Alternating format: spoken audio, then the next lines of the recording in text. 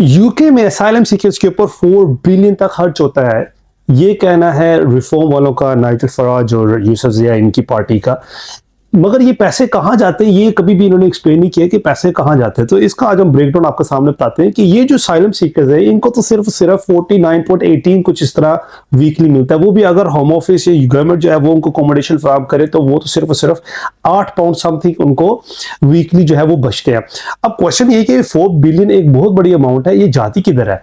तो इसमें देखा ही जाता है कि 2.7 बिलियन पाउंड जो है वो सिर्फ तो अकोमोडेशन के अंदर चले जाते हैं।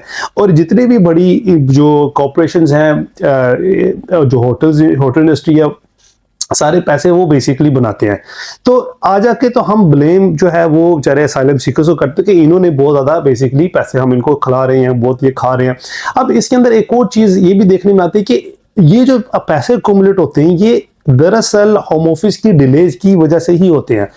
फॉर एग्जांपल, अगर एक यूके के अंदर असाइलम सीकर है या रेफ्यूजी है जिसने यहाँ पे असाइलम क्लेम किया, और अगर आप उसको 18 महीने तक कर आप उसका क्लेम ही नहीं सुन रहे हो, तो वो 18 जो महीने का पर डे का जो होम ऑफिस जो कॉस्ट उसको आती है वो लगभग तकरीबन उसकी 4.7 मिलियन पाउंड आती है पर डे की कॉस्ट। तो आ जाके तो ये उन बेचारों का तो नहीं कसूर जिनके ऊपर जिन्होंने एप्लीकेशन डाली हुई है, जिन रेफ्यूजीज ने अपनी एप्लीकेशन जो है वो पेंडिंग रखी हुई है। इसके साथ साथ वो होम ऑफिस ये भी आज तक नहीं इस चीज के ऊपर नजरसानी करता कि ये जो रेफ्यूजीज या असाइलम सीकर्स हैं इनको हम डे 1 से राइट टू वर्क जो है वो अलो करें कि ये जो है ये खुद अपने तौर पे अपने खर्चात जो है वो उठा सकें, ताकि ये जो बर्डन है सारा ये गवर्नमेंट के ऊपर या यूके के अंदर जो टैक्स पेयर्स हैं उनके ऊपर ना आए। और अगर इस वक्त भी हम असाइलम सीकर्स की बैकलॉग की बात करें तो मोर देन 160,000 जो है वो 1,60,000 से ज्यादा जो है असाइलम सीकर्स की जो एप्लीकेशन है वो पेंडिंग पड़ी हुई। अभी तक होम ऑफिस ने उनकी एप्लीकेशन के ऊपर डिसीजन नहीं दिया। और इसके साथ साथ 80,000 बल्कि इससे भी ज्यादा एप्लीकेशन हैं जो कि अपील्स के अंदर पड़ी हुई हैं।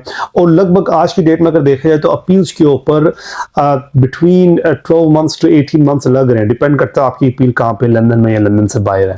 तो इसके ऊपर जितने भी लोग थे यहाँ पे यूके के अंदर काफी सारे, क्योंकि अब रुझान आ गए रिफॉर्म का आ रहा है, एंटी माइग्रेंट्स लोग जो है वो काफी प्रोटेस्ट भी कर रहे हैं। और इवन कि हम एशियन कम्युनिटी के अंदर भी देखा जा रहा है काफी सारे लोग जो है वो रिफॉर्म को सराह रहे हैं। तो इनकी क्लैरिटी के लिए ये कि इन लोगों का कोई कसूर नहीं है। अगर आप इनको ब्लेम करते हैं कि ये 4 बिलियन खा जाते तो ऐसा बिल्कुल भी नहीं है।